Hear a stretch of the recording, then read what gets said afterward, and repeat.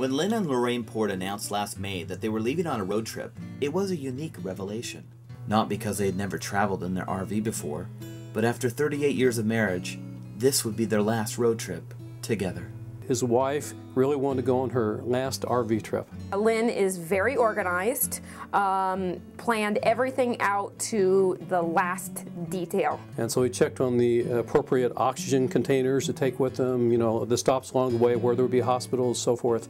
And they took this beautiful little RV trip, and it meant the world to her. On their road trip, Lorraine carried with her the challenges of her terminal diagnosis called progressive supranuclear palsy. This adventure highlighted the care that Lynn had been providing for Lorraine for many years. The thing that impressed me most is the care he gave her.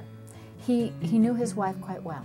He was very kind, very patient, very loving. I can't even imagine what it must have been like for him to watch her decline as she did over 10 years. Lynn's experience as an accountant trained him to pay attention to the details. As Lorraine's caregiver, these unique abilities helped him create a calm and stable environment catering to all of her needs. Accountants are very specific with numbers, and he was with her food intake.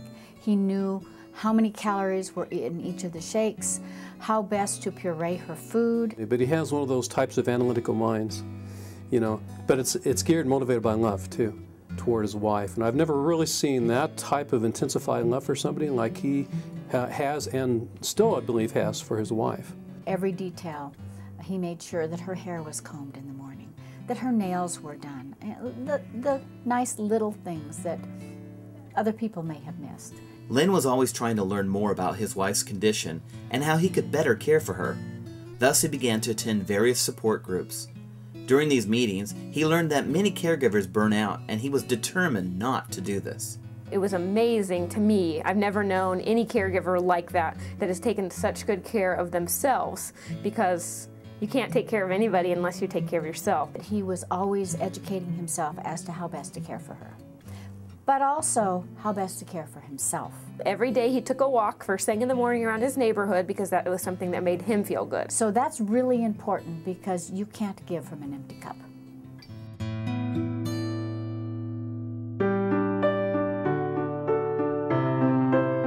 This past October, Lynn and Lorraine returned from their 5-month road trip.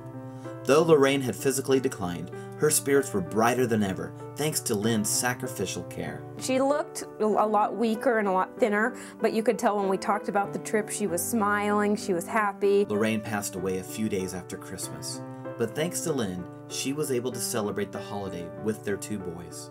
He asked her what she wanted the boys to have for Christmas.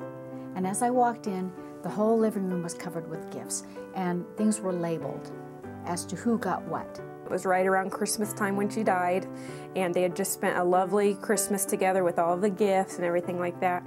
So, you know, I think that couldn't have probably ended better. That was probably perfect for Lorraine.